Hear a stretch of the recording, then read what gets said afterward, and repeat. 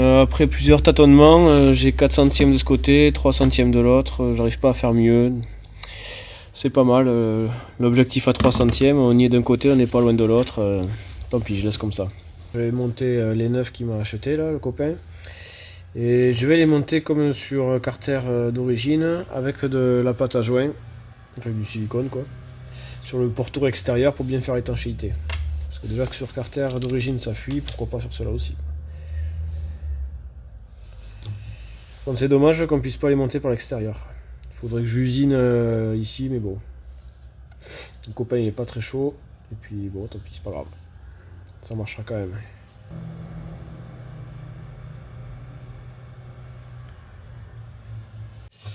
Allez, un petit coup de chauffe pour que ça passe plus facilement.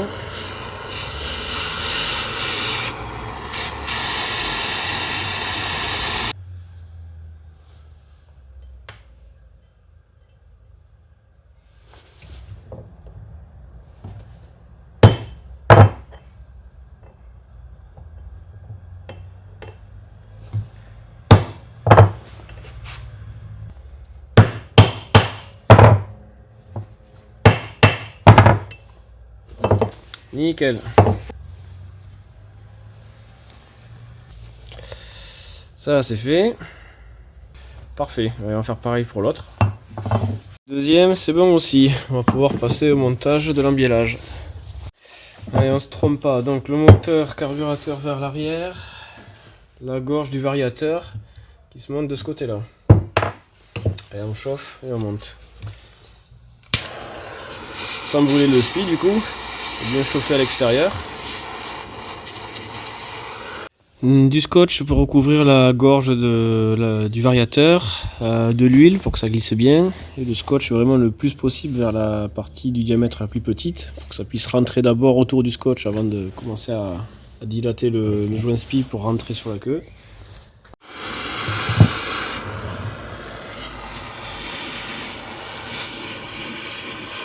Ah, j'ai oublié de démarrer la vidéo. Allez, mode friteuse, toujours pareil. On huile bien les joints pour qu'on puisse les démonter sans que ça se colle partout sur le carter.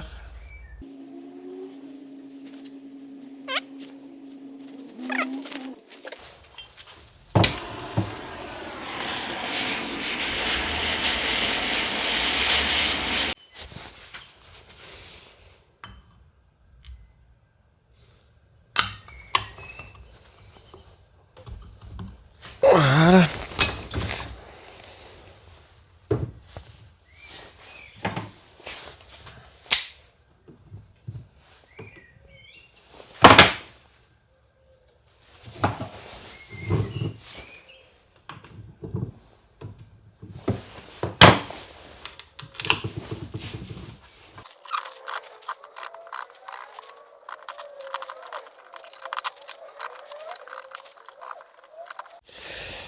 Toujours pareil, on va libérer les roulements, là c'est un peu dur. Il y a les spies aussi, donc c'est compliqué à savoir.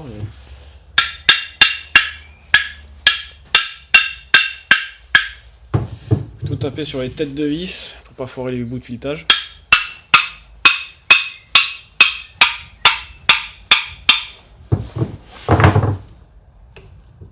Ouais, c'est un peu mieux, mais bon avec les spies on peut pas savoir quoi.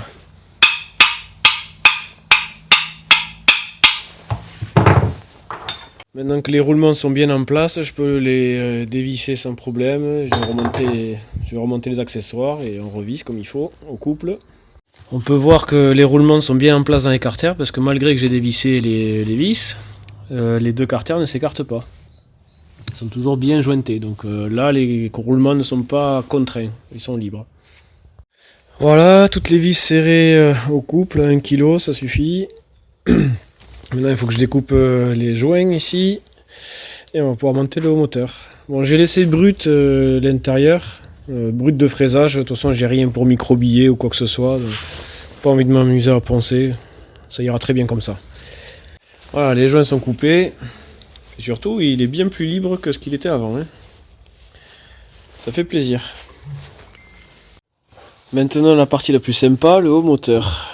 C'est là qu'on va mettre les paramètres, accorder le rapport volumétrique avec le diagramme d'échappement, etc. C'est sympa. Aussi, le copain m'a prêté cette pipe là de nitro qu'on va utiliser pour mettre sur les carters ici, parce que il faut refaire des trous, mais ça s'adapte. Donc j'ai déjà commencé à les tracer. J'ai mis la pipe par dessus comme ça là, comme ça. J'ai fait les traces là, je les ai pointées, il n'y a plus qu'à percer. Comme ça on mettra les clapets Polini fournis avec là. Faut que je mesure les épaisseurs de lamelles pour voir.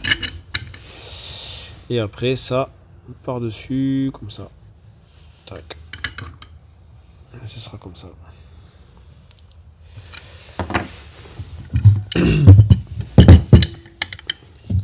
Donc là j'espère que ça va bien remplir là. En MBK 51 liquide avec la poulie embrayage Doppler, c'est compliqué d'avoir l'alignement avec le variateur. Et du coup je touche le cadre. Donc, la première griffure c'est le cadre, la deuxième c'est le silent block. Donc sur MBK 51, à part de découper et souder un peu plus loin le support silent block, il n'y a rien à faire quoi. Donc ça me grignote la culasse, bon il reste encore assez de matière. Ça me grignote un petit peu le cylindre aussi là. Ça m'a fait un petit brûlé de matière, là. Je vais le faire sauter. Là aussi. Alors le joint vert il fait 0,3, le joint marron il fait 0,25, la cale aluminium fait 1 mm, donc le tout fait 1,55. La cage à aiguille, l'axe et la bielle ça va bien, ça tourne bien, il n'y a pas de jeu excessif, très bien. La partie zone de squish de la culasse est en retrait de 0,5 mm par rapport au plan de joint. Ce que j'avais demandé à l'usineur de me faire la dernière fois. Cette fois-ci, avec sur les carters Polini, il y a une différence par rapport au carter MBK d'origine. Bon, faudrait serrer pour tasser, mais là je pense que on a presque 1 mm, on doit avoir 0,7, 0,8 par rapport au point mort haut. Donc ça va faire trop. Donc je vais remplacer la cale de 1 mm par une 0,4. Le joint vert qui fait 0,3, la cale en aluminium qui fait 0,4, le joint noir qui fait 0,6 presque. 1,3, 1,25. Donc là au point mort haut, j'ai environ 0,5 de retrait. La culasse j'ai 0,5, ce qui me ferait un squish théorique à 1 mm. On va essayer comme ça, on va prendre le rapport volumétrique et on verra bien. Pour les diagrammes du mal aussi, on est bien à 200 degrés et 135 aux latéraux.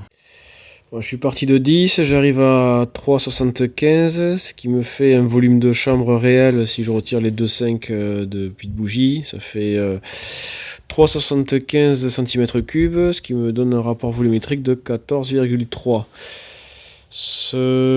J'aurais voulu comprimer à 15, mais j'ai pas ce qu'il faut pour le descendre un petit peu plus au niveau des joints, mais bon, c'est pas grave, ça marchera quand même. On va essayer comme ça. Un fil d'étain de 1 mm. Quand j'ai tourné le vilebrequin, j'ai rien senti du tout, et là je vois qu'il a à peine blanchi, à peine aplati, mais vraiment 3 fois rien. Donc là au niveau du squish, on est à 1 mm. La 0,20 passe bien, la 0,25 ne passe pas.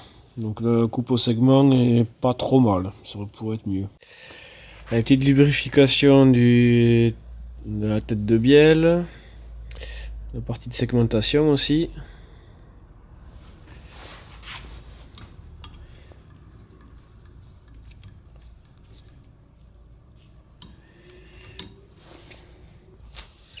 La cage à aiguille.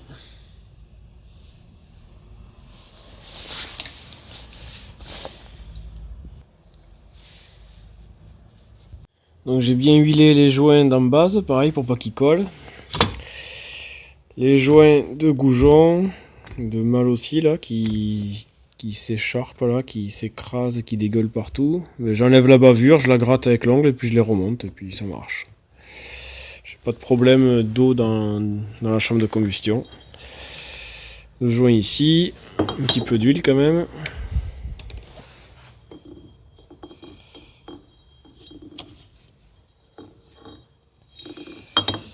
Et puis voilà. Ah, il manque le joint. Voilà, bien huilé lui aussi.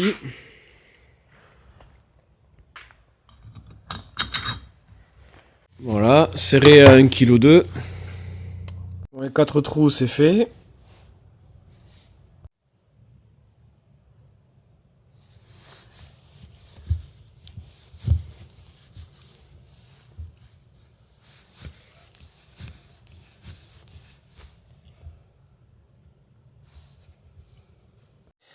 Donc les clapets Polini, c'est du 0,35 ou du 0,4.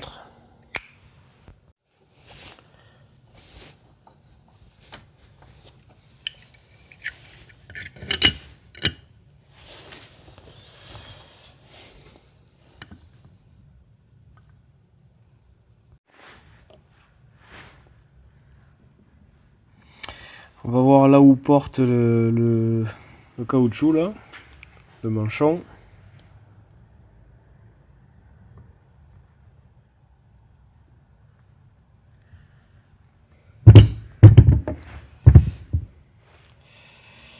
Et bien dans les angles ça porte pas.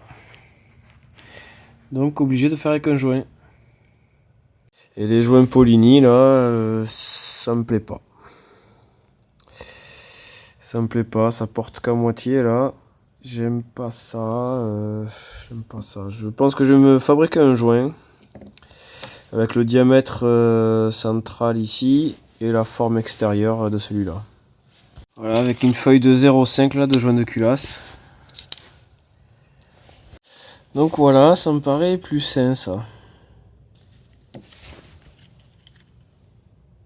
Toujours peur de me faire avoir là, d'arriver à un fond de filet au niveau de la vis et de pas serrer suffisamment le sandwich. Donc là c'est des vis M6 par 20 je crois que j'ai mis, que j'ai trouvé comme ça. Et donc du coup par rapport à tout ça, ça me paraît cohérent. Donc voilà, il restera 2 mm et demi, 3 mm là, donc c'est très bien, c'est parfait, c'est les bonnes vis. Bon, j'ai retiré le support boîte à kick parce que ici je vois qu'il a dégommé l'écrou et il n'a pas le choix parce qu'on tombe directement sur cette surface là. Donc la boîte à kick ne tiendrait que par 3 vis. Il faudrait que je lui perce un trou ici et que je dégomme son écrou ici pour mettre mon ressort Doppler, mais j'ai pas envie de lui bidouiller sa patte. Et puis de toute façon je vais pas faire avec la boîte à kick. J'ai reçu la poulie de Jérémy, Xidorf Custom. Donc je vais faire avec ça. Comme lors des précédents essais avec les carters origine, je le remonte à la clavette, l'allumage. Le rotor passe vraiment très près du stator.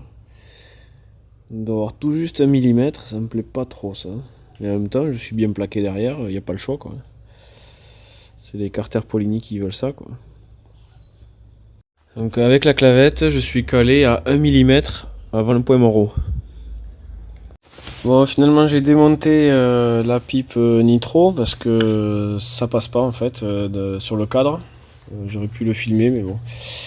Le copain est passé, on a démonté le moteur ensemble.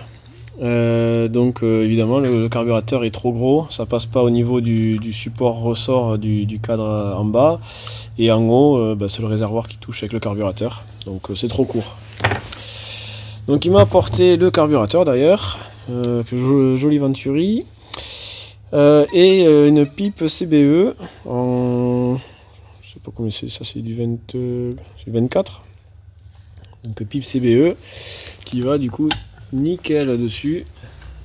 Et avec ça on va pouvoir alimenter comme il faut. Donc je vais le monter, je vais monter la pipe sur le moteur et je monte ça sur la mob. Bon, le diamètre intérieur fait 28 mm.